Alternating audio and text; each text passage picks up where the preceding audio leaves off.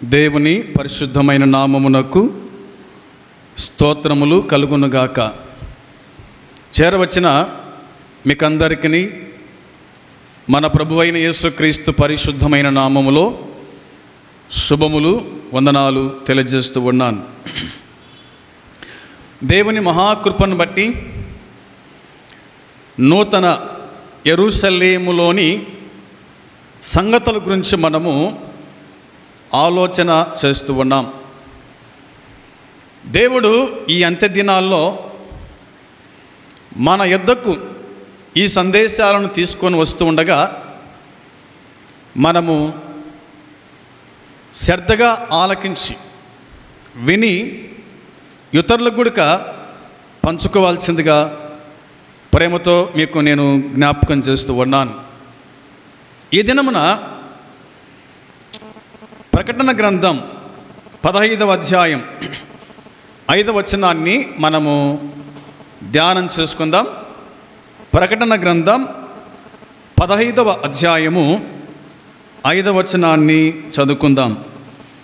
అటు తర్వాత నేను చూడగా సాక్ష్యపు గుడార సంబంధమైన ఆలయము పరలోకమందు తెరవబడెను.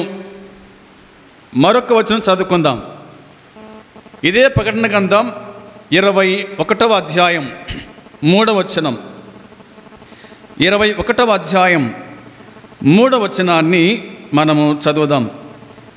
అప్పుడు ఇదిగో దేవుని నివాసము మనుషులతో కూడా ఉన్నది. ఆయన వారితో కాపురముండును, వారాయన ప్రజలై ఉందురు. దేవుడు తానే వారి దేవుడై ఉండి వారికి తోడై ఉండును.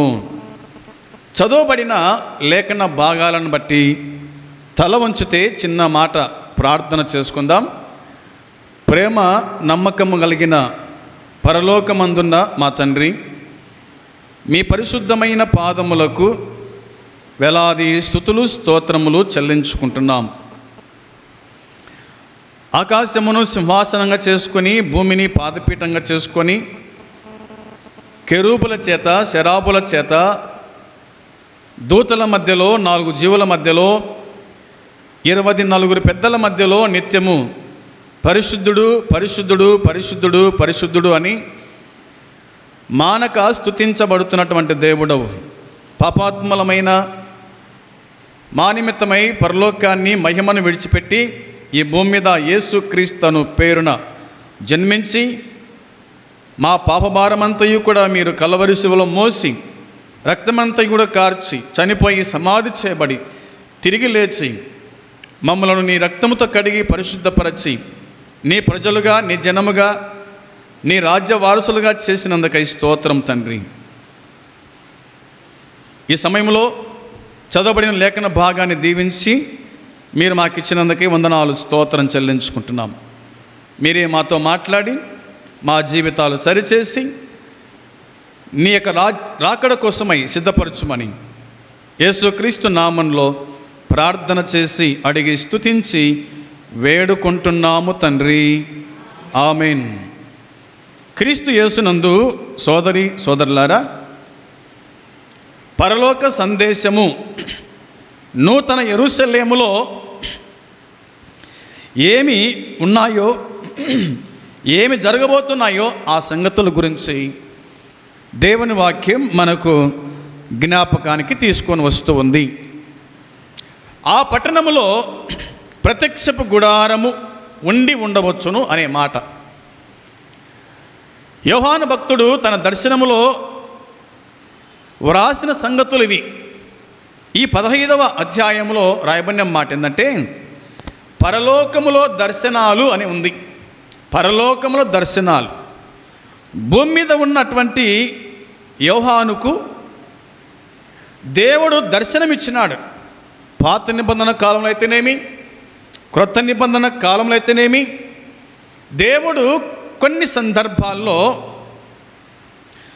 దర్శనముల ద్వారా పరలోకాన్ని చూపించినాడు.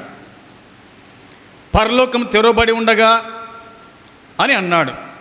లేదా ఇటు చెప్పుకుందాం, నేను ఆత్మవశుడనై ఉండగా నేను దేవుని చూచితిని, పరలోకం తెరవబడగా చూచితిని, పరలోకంలో దేవుని సింహాసనం వేయబడెను, ఆ సింహాసనం మీద ప్రభువు కూర్చుండెను, సింహాసనం చుట్టూ 24 సింహాసనాలు ఉన్నాయి, పెద్దలు సాగిలపడిరి, దూతలు ఆరాధిస్తూ ఉన్నారు అనేటువంటి సంగతుల గురించి మనము ఆలోచన చేస్తూ ఉన్నాం. నిజమే, తన యందు విశ్వాసం ఉంచిన వారితో, తన యందు భయభక్తులు గల వారితో, భక్తి గల వారితో దేవుడు దర్శన రూపంగా ఆయన మాట్లాడతాడు, దర్శనాన్ని ఆయన కలిగిస్తాడు. ఆయన పరలోకాన్ని తెరచి తన కుమారులకు పరలోకంలో ఏం జరగబోతుందో అన్నీ కూడా తెలియజేసేవాంటి వాడు మన దేవుడైన యెహోవా. ఆయన చెప్పంది ఏది చేయడు, ఆయన చెప్పంది ఏది చేయడు. నేను చేయబోయే కార్యము అబ్రహాముకు దాచేదనా అని అన్నాడు. కాబట్టి ఈ ప్రకటన గ్రంథం అంతా గుడక పరలోక దర్శనము, యోహాను ఆత్మసుడై ఉండగా అనే సంగతులు మనకు బైబిల్లో ఈ ప్రకటన గ్రంథంలో మనకు కనిపిస్తాయి. ఇప్పుడు మనం చదువుకున్న లేఖన భాగంలో రాయబడిన మాట ఏమిటి అంటే, ఇలాగన్నాడు యోహాను. 15వ అధ్యాయం 5వ వచనాన్ని మనము చూచినప్పుడు ఇందులో రాయబడిన మాట అటు తర్వాత అనే మాట ఉంది. అవునా? అటు తర్వాత నేను చూడగా, అటు తర్వాత నేను చూడగా, నేను చూడాను లేదా నేను చూచాను. ఏం చూసినాడైనా? సాక్ష్యపు గుడార సంబంధమైన సాక్ష్యపు గుడార సంబంధమైన ఆలయము పరలోకమందు తెరవబడెను అనే మాట ఇందులో కనిపిస్తుంది. సాక్ష్యపు గుడార సంబంధమైన ఆలయము పరలోకమందు తెరవబడి ఉండగా అనే మాట బైబిల్ మనకు చెప్తూ ఉంది.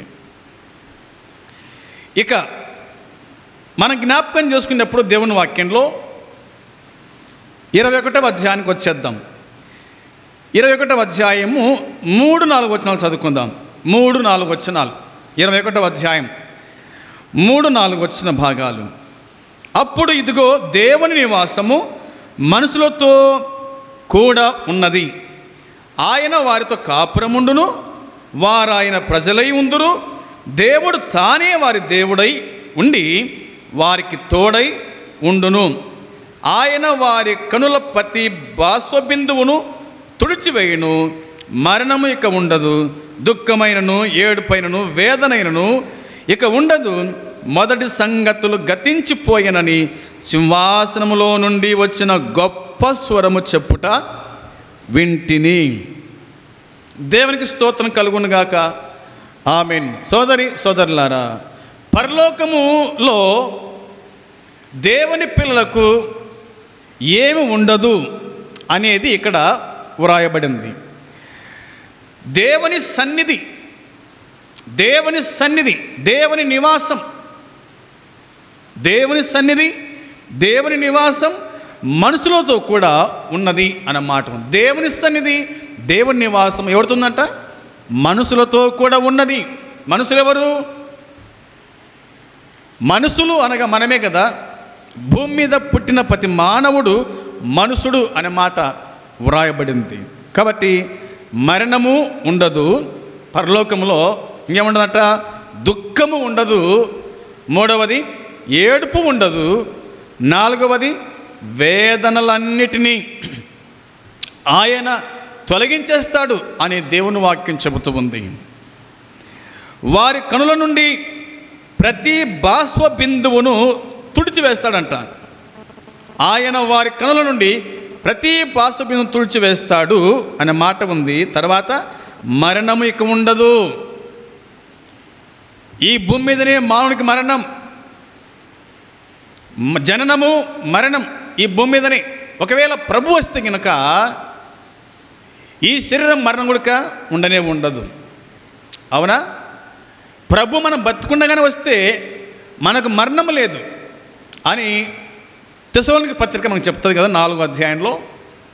కాబట్టి ఆ రాజ్యంలో ఏముండదంటే మరణమిక ఉండదు, దుఃఖమైనను ఏడ్పైనను వేదన అయినను ఇక ఉండదు. ఇవేవి కూడక దేవుని రాజ్యంలో ఉండనే ఉండవు అని దేవుని వాక్యం జ్ఞాపకానికి తీసుకొని వస్తూ ఉంది. ఇంకేముండదు చూద్దాం, చూడండి. 21వ అధ్యాయం 22వ వచనం చదువుకుందాం. 21వ అధ్యాయము 22వ వచనాన్ని చదువుకుందాం. దానిలో ఏ దేవాలయమును నాకు కనబడలేదు, సర్వాధికారి అయిన దేవుడగు ప్రభువును గొర్రెపిల్లయు దానికి ఆలయమై ఉన్నారు అని దేవుని వాక్యము మనకు చెప్తూ ఉంది. గమనించండి మాట. ఆ పట్టణంలో ఏం లేదంట, దేవాలయము లేదు, దేవాలయం ఉండదు. ఆ రాజ్యములో దేవాలయం ఉండదు. ఇలాగ దేవాలయం, ఇలాగ చర్చి, ఇలాగ టెంపులు, ఇవేవి కూడా ఆ రాజ్యములో ఉండవు అని అన్నాడు యోహాను భక్తుడు. దానిలో ఏ దేవాలయం నాకు కనబడలేదట. యోహాను చూచినప్పుడు, ఆయన దర్శనంలో చూచినప్పుడు పరలోకములో ఏ దేవాలయము కనబడలేదు, సర్వాధికారి అయిన దేవుడగు ప్రభువును గొర్రెపిల్లయు దానికి ఆలయం. సర్వాధికారి ఎవరైనా, మన దేవుడెవరు, మనం ఎవరు నమ్ముకున్నామంటే ఆయన సర్వాధికారి అయిన దేవుడు అని ఈ లేఖన భాగము చెప్తూ ఉంది. గొర్రెపిల్లయు దానికి ఆలయం అనగా మన ప్రభు అయిన యేసుక్రీస్తు ఆలయం, ఆయనే ఆలయం. వాక్యంలో రాయబడింది కదా, నీ హృదయము దేవుని ఆలయము అని వాక్యం చెబుతూ ఉంది. మన హృదయము దేవునికి ఆలయం అయితే పరలోకములో ఆ దేవుని రాజ్యములో యేసు ప్రభువే ఆలయముగా ఆయన ఉంటాడు అని దేవుని వాక్యంలో స్పష్టంగా వ్రాయబడింది అన్నమాట ఉంది. పరలోకములో ఇంకా ఏముండదో చూద్దాం, చూడండి. 21వ అధ్యాయము 1వ వచనం చదువుకుందాం. 21వ అధ్యాయము 1వ వచనము మనం చదువుకుందాం. అంతటా నేను క్రొత్త ఆకాశమును క్రొత్త భూమిని చూచితిని, మొదటి ఆకాశము మొదటి భూమి గతించిపోయెను, సముద్రమును ఇక లేదు అని దేవుని వాక్యం చెబుతుంది. ఇంకేమీ లేదు పరలోకములో. అక్కడ సముద్రం ఉండదు, భూమి మీదనే సముద్రాలు. అవునా? పరలోకములో సముద్రం ఉండదు అని వాక్యం చెబుతుంది. సముద్రం ఉండదు.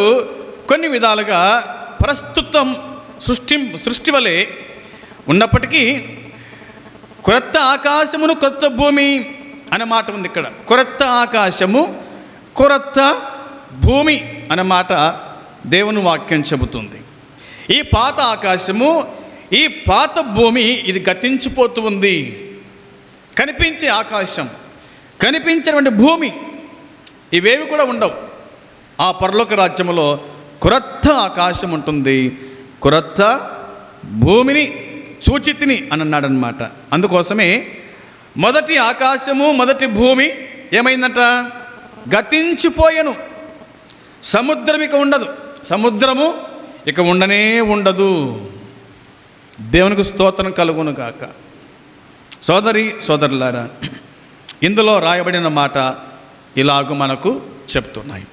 ఇంకేముండవు పరలోకములో అంటే చూడండి. 7వ అధ్యాయానికి వచ్చేద్దాం. 7వ అధ్యాయం 17వ వచనం చదువుతారా? 7వ అధ్యాయము 17వ వచనంలో రాయబడిన మాట, ఏలయనగా సింహాసన మధ్యమందుండు గొర్రెపిల్ల వారికి కాపరి అయి జీవజలముల బుగ్గల యొద్దకు వారిని నడిపించును. దేవుడే వారి కనుల నుండి ప్రతి బాష్ప బిందువును తుడిచివేయును అనే మాట ఇందులో ఉంది. 7వ అధ్యాయము 17వ వచనంలో మనం చదువుకున్న మాట ఏంటంటే, అచ్చట కన్నీరు ఉండదు. ఏముండదంటే అక్కడ కన్నీరు ఉండదు, దుఃఖం ఉండదు, ఏడ్పు ఉండదు, వేదన ఉండదు. ఇవేమి కూడా అందులో ఉండవు అని ఈ వచ్చిన భాగము మనకు జ్ఞాపకానికి తీసుకొని వస్తూ ఉంది. 21వ అధ్యాయం 4వ వచనంలో మనం చదువుకున్నాం. అక్కడేం చదువుకున్నాం మనము? దేవుని సన్నిధి, దేవుని నివాసము మనుషులతో కూడా ఉంది. కాబట్టి ఈ ఏడుపు, ఈ కన్నీళ్ళు, ఈ దుఃఖము, ఈ వేదన, ఈ బాధ, ఈ ఇబ్బందులు, ఈ రోగాలు, ఈ కష్టాలు ఇవేవి కూడా ఆ రాజ్యములో ఉండనే ఉండవు. ఎందుకంటే దేవుడే మన కన్నీటిని తుడుస్తాడు. ఆయన మన కన్నీళ్ళను తుడుస్తాడు. ఆయన ఓదారుస్తాడు. ఆయన ఆదుకుంటాడు, ఆదరిస్తాడు. ఆయనే మనకు కాపరి, ఆయనే మన దేవుడు, ఆయనే మనకు బోధకుడు, ఆయనే మన పరిపాలకుడు. కాబట్టి ఆయనతో ఉన్నంతకాలము ఏ ఇబ్బంది మనకు రాదు. ఎంతకాలం ఉంటాం ఆయనతో? పరలోకములో సదాకాలము అని వాక్యం చెబుతూ ఉంది. ఈ భూమి మీద అయితే 70, 80 లేదా 100 సంవత్సరాలు మనం బతుకుతాం. కానీ సదాకాలం ఉండబోయే రాజ్యం కోసమై మనము ప్రయాసపడుతూ ఉన్నాం. కాబట్టి అందులో ఏముండదో మనం బతుకుండగానే దేవుడు మనతో మాట్లాడుతూ ఉన్నాడు. మనం ఎంత ధన్యులమండి. మనం బ్రతుకుండగానే పరలోకం గురించి, దేవుని గురించి, ఆ రాజ్యంలో ఏముందో, ఏముండబోతుందో మనం ఏం చేస్తాం ఇక్కడ పోయి అన్నీ కూడా దేవుడు తన గ్రంథములో, తన బైబిల్లో వ్రాసి ఉంచున్నాడు. వీటిని మనము విని గ్రహించి ఆదరించబడి అనేకులను ఆదరిస్తూ ప్రభు రాకడ కోసమై సిద్ధపడేవారుగా ఉండాలని ఈ లేఖనం మనకు చెప్తూ ఉంది. సోదరులారా, విశ్వాసులారా, దేవుని దాసులారా, మనం భయపడాల్సిన అవసరం లేదు. ఎందుకంటే ప్రభువు నివాసం, ప్రభు సన్నిధి, దేవుడు మనతోనే ఆయన ఉంటాడు అని లేఖనాలు స్పష్టం మనకు చేస్తూ ఉన్నాయి. 22వ అధ్యాయము 2వ వచనం చదువుకుందాం. 22వ అధ్యాయం చూడండి. 22వ అధ్యాయము 2వ వచనము మనము చదువుకుందాం. 1, 2 కలిసి ఉన్నాయి కదా, చదువుతారా? అక్కడేముందంటే, మరియు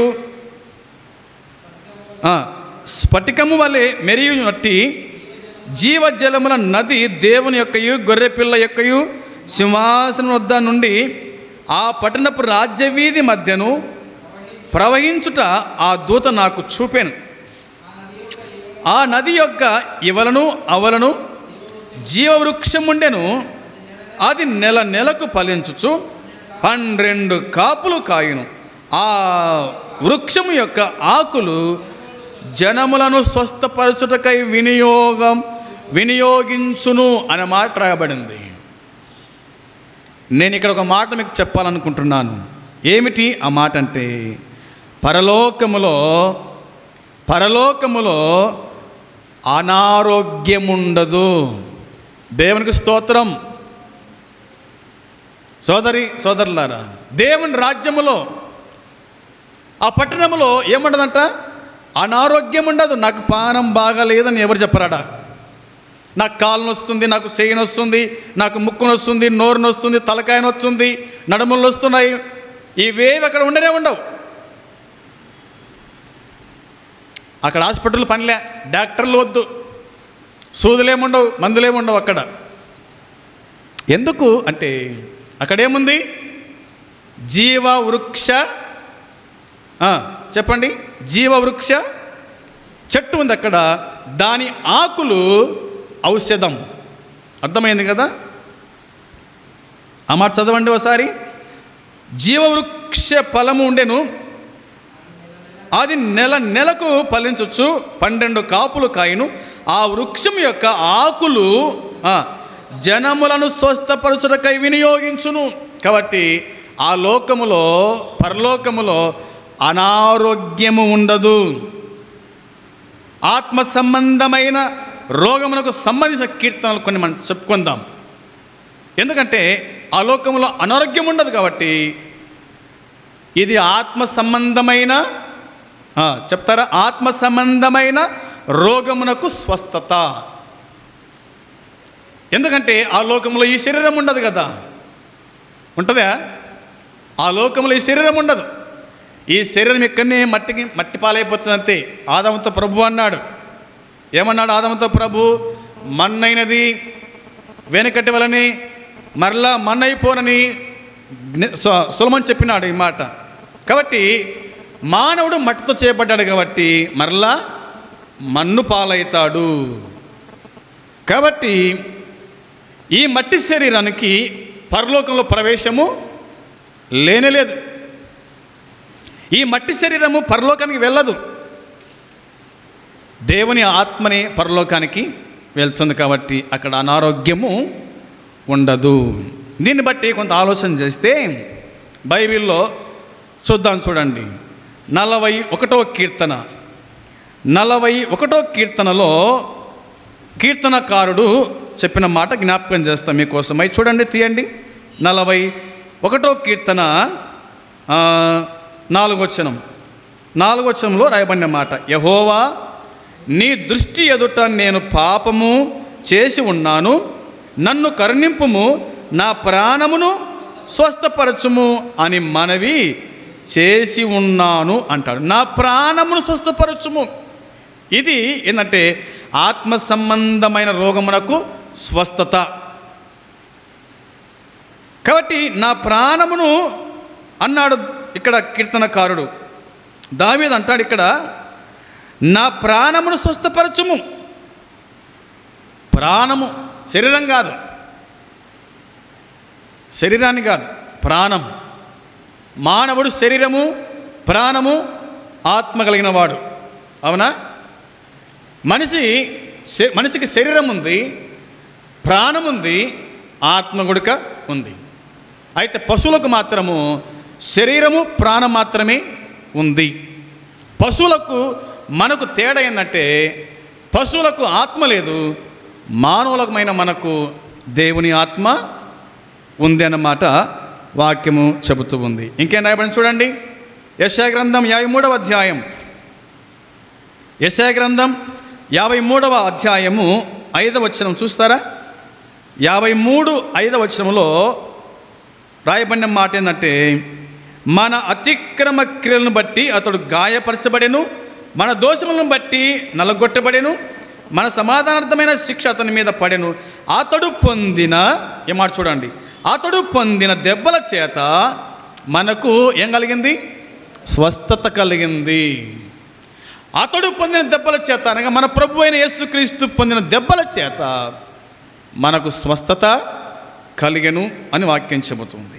ఇర్మియా గ్రంథం 3వ అధ్యాయం 22వ వచనం. ఇర్మియా గ్రంథం చూడండి, 3వ అధ్యాయము 22వ వచనం. 3:22 3:22లో రాయబడిన మాట చూడండి, భ్రష్టులైన బిడ్డలారా తిరిగి రండి, మీ అవిశ్వాసమును నేను బాగు చేసేదను అని ఉంది ఇక్కడ. ఏముంది? మీ అవిశ్వాసము నేను బాగు చేస్తాను. చాలామందికి అవిశ్వాసం ఉంది. పరలోకం ఉందా ఏమో, పాతాళం ఉందా ఏమో, ఎవరు వచ్చినారు? నువ్వైంటివే. అవిశ్వాసం. అందుకోసం ఈ వాక్యం చెప్తున్నమాట, భ్రష్టులైన బిడ్డలారా అన్నాడు ఆయన. భ్రష్టులైన బిడ్డలారా తిరిగి రండి, మీ అవిశ్వాసమును నేను బాగు చేసేదను. బాగు చేసేదను. ఆయన బాగు చేసేవాడు. తిరిగి వస్తే బాగు చేస్తాడు. తిరిగి రాకుండా మొండిగా నీ ఉంటే గనక నువ్వు బాగుపడలేవు, జీవితంలో నువ్వు బాగుపడలేవు. కాబట్టి తిరిగిరా అన్నాడు ఆయన. ఎందుకంటే ఆయన బాగు చేస్తాడు. బాగు చేసేటువంటి దేవుడుగా లేఖనము మనకు చెబుతూ ఉంది. హోషేయ గ్రంథం 6వ అధ్యాయము 1వ వచనం. హోషేయ గ్రంథం 6వ అధ్యాయం 1వ వచనంలో వ్రాయబడిన మాట మనం చదివినప్పుడు, ఆయనే మనల్ని స్వస్థపరచును, బాగు చేయును అని దేవుని వాక్యం చెబుతూ ఉంది. అర్థమవుతుందా? ఆయనే మనల్ని స్వస్థపరుస్తాడు, ఆయనే మనల్ని బాగు చేస్తాడు. గాయపరచువాడు ఆయనే, బాగు చేయవాడు కొడుక ఆయనే. దేవుని వాక్యం చెప్తున్న మాట అది. లూకా సువార్త 4వ అధ్యాయం 18వ వచనంలో రాయబడిన మాట. లూకా సువార్త 4వ అధ్యాయము వచనం 18. ఏం రాయబడింది అందులో? 4:18 చూడండి. ప్రభువు ఆత్మ నా మీద ఉన్నది, బీదలకు సువార్త ప్రకటించుటకై ఆయన నన్ను అభిషేకించెను, చెరలో ఉన్న వారికి విడుదల, గుడ్డి వారికి చూపు కలుగునని ప్రకటించుటకును, నలిగిన వారిని విడిపించుటకును అనే మాట రాయబడింది. చాలు. ఇక రాయబడిన మాట ఏంటంటే గుడ్డి వారికి చూపు అని దేవుని వాక్యం చెబుతుంది. ప్రభువు ఆత్మ నా మీద ఉన్నది కాబట్టి గుడ్డి వారికి చూపు, చెరులో ఉన్న వారికి విడుదల, పాపములో ఉన్న వారికి విడుదల, అపవాది బంధకాలు ఉన్న వారికి విడుదల అని దేవుని వాక్యం చెబుతున్న మాట ఇది. పరలోకంలో ఏముండదు? అనారోగ్యం ఉండదు. పరలోకంలో రోగాలు ఉండవు. భయపడాల్సిన అవసరం లేదు. ఈ భూమి మీద రోగాలు, ఈ భూమి మీద అన్నీ కూడా ఈ శరీరానికి అన్నీ, ఆత్మకు కాదు. ఎడ చచ్చిపోతామో ఏం కథనో అని ఆ ఊరు తిరిగి ఈ ఊరు తిరిగి అది చేసి ఇది చేసి, అవునా? వద్దు. శరీరానికి రోగం అంతే, ఆత్మకు మాత్రం కాదు. నీ ఆత్మ దేవుడిచ్చింది కాబట్టి నీ ఆత్మను కాపాడుకో, శరీరాన్ని కాదు. ఇది ఉండొచ్చు, ఊడిపోవచ్చు, కానీ మనము పరదేశులము, యాత్రికులము అనే సంగతి మాత్రం మనం మర్చిపోవచ్చు. ఆ రాజ్యములో రోగాలే ఉండవు. ఇప్పుడు లాజరుకు రోగం ఉంది, అవునా? లూకా సువార్త 16వ అధ్యాయంలోన పరలోకములు ఎట్టున్నాడు ఆయన? తెల్లని వస్త్రాలు ధరించుకొని అబ్రహామును అనుకొని ఉన్నాడు. అనగా ఈ లోకమైన ఆకలి దప్పులు, ఈ లోకంలో రోగాలు పరలోకంలో మాత్రం కానే కాదు. ఇది అక్షర సత్యం. రండి దేవుని వాక్యం చదువుకుందాం. ప్రకటన గ్రంథం 21:4 రాయబడిన మాట నేను అలా చెప్తాను కంతే. అచ్చట బాధ ఉండదు. ఏముండదు అక్కడ బాధ ఉండదు. ఇక్కడ లెక్క అక్కడ బాధపడాల్సిన అవసరం లేదు. అక్కడ బాధనే ఉండదు, బాధ ఉండదు. అది మనం గుర్తుంచుకోవాలి. ఇంకేం రాయబడిందంటే వాక్యంలో మనము జ్ఞాపకం చేసుకున్నప్పుడు అదే 21వ అధ్యాయం 4వ వచనంలోనే అక్కడ మరణం ఉండదు అన్న మాట ఉంది. మరణము ఉండదు, బాధ ఉండదు, మరణము ఉండదు అని వాక్యం చెబుతుంది. మరణము ఉండదని వాక్యం చెబుతుంది. మరెన్నడూ ఉండకుండా మరణమును ఆయన మృంగివేసినాడు, అంతే. చూడండి వాక్యం రాయబడింది యెషయా గ్రంథం తీస్తారా? 25:8 వచనం. యెషయా గ్రంథం 25:8 వచనం చదువుకుందాం. 25:8 దేవుని వాక్యం చెబుతున్న మాట జ్ఞాపకం చేద్దాం. మరెన్నడూ ఉండకుండా మరణమును ఆయన మృంగివేసెను. చాలు. మరెన్నడూ ఉండకుండా మరణమును ఆయన మృంగివేసినాడంట. మరణాన్ని మృంగివేసినాడు, మరణాన్ని జయించినాడు మన ప్రభు అయిన యేసుక్రీస్తు. ఇక ఎప్పటికీ మనకు మరణమే ఉండదు. ఎంత ధన్యులో మనం, ప్రభు నమ్మిన వాళ్ళం. మరణం ఉండదు. ఆయనే మృంగివేసినాడు మరణాన్ని, మరణపు ముళ్ళును విడిచినాడు, మరణాన్ని జయించినాడు, విజయవీరుడు అయినాడు. దేవుని వాక్యం చెబుతున్నమాట. పౌలు ఇట్లా అన్నాడు చూడండి. పౌలు ఇలాగ అన్నాడు.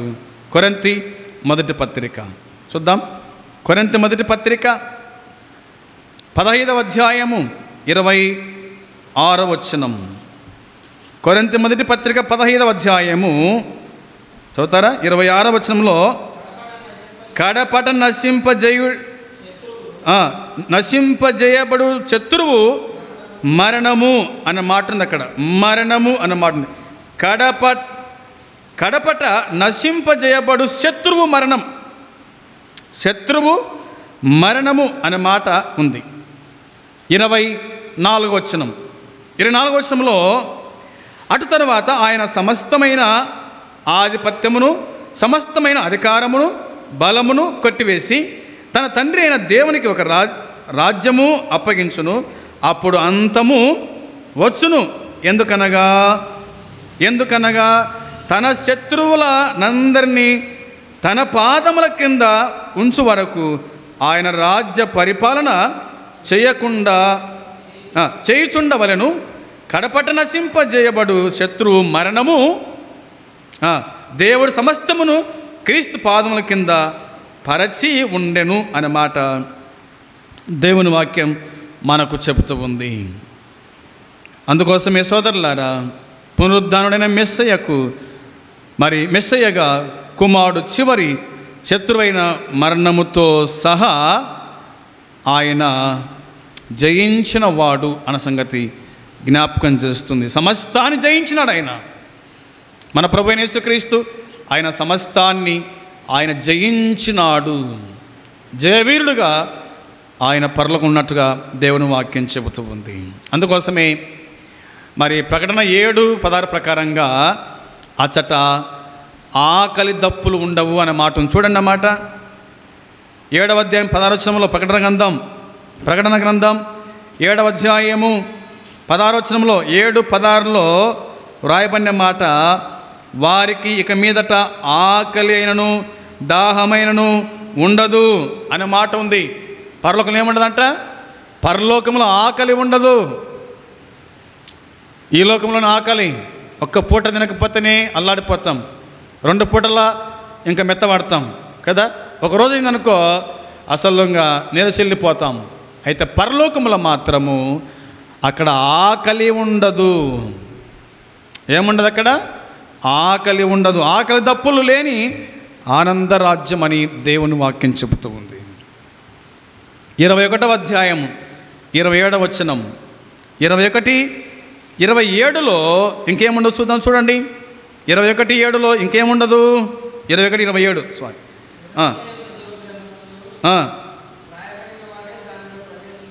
గొర్రె పిల్ల యొక్క జీవగ్రంథమందు రాయబడిన వారే దానిలో ప్రవేశింతురు గాని నిషిద్ధమైనదేదైనను అసహ్యమైన దానిని అబద్ధమైన దానిని జరిగించువాడెవడును దానిలోనికి ప్రవేశింపడు. ఒక మాట చెప్పాలంటే అందులో పాపం ఉండదు. ఏముండదు? పరలోకంలో పాపం ఉండదు. ఎందుకు పాపం ఉండదని చెప్తుంది వాక్యం అంటే, గొర్రెపిల్ల యొక్క జీవగ్రంథమందు రాయబడిన వారే దానిలో ఉంటారన్నమాట.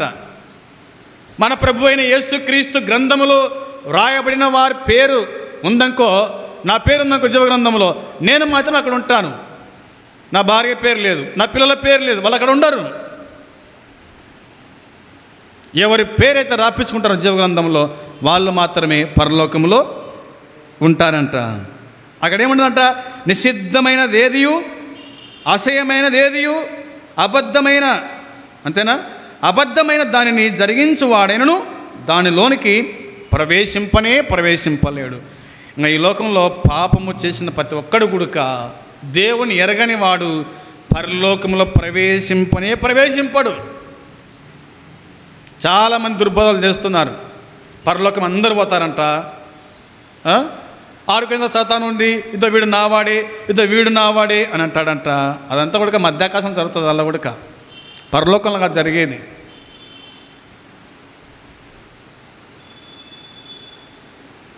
మికాయేలుతో సాతాను కొట్లాడినాడు మోసే శవం గురించి కదా. ఎక్కడ కొట్లాడినాడు?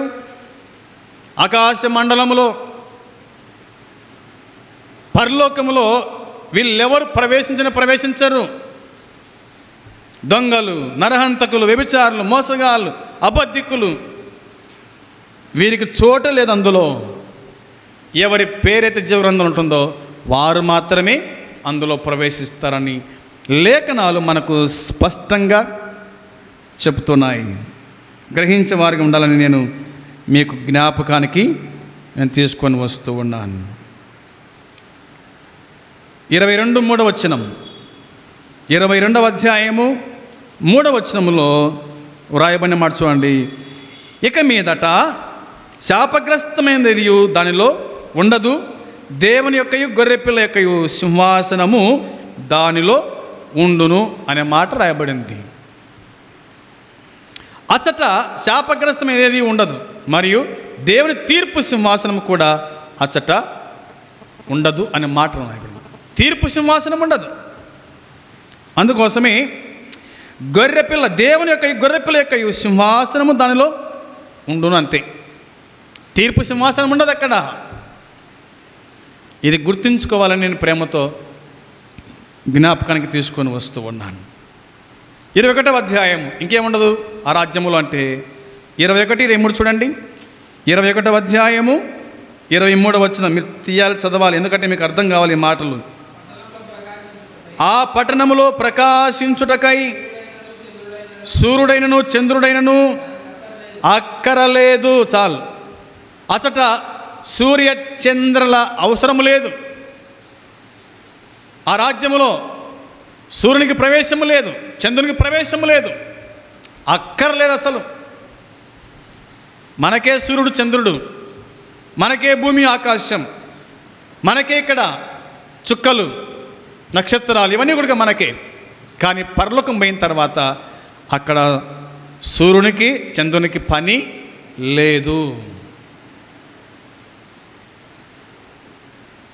21వ అధ్యాయం 25వ వచనం, 25వ వచనంలో రాయబడిన మాట, అక్కడ రాత్రి లేనందున దాని గుమ్మములు పగటి వేళ ఏమాత్రమును వేయబడవు అనే మాట వ్రాయబడింది. వినండి, అక్కడనంట రాత్రి ఉండదు. అక్కడ రాత్రి ఉండదు అని వాక్యం చెబుతుంది. ఇంకా రాత్రి లేనప్పుడు ఇంకా సూర్యుడు ఎందుకు, చంద్రుడు ఎందుకు? ఇంకా అర్థమవుతుందా? గుర్తుపెట్టుకుందాం. రాత్రి ఉండదు అని వాక్యం చెబుతుంది.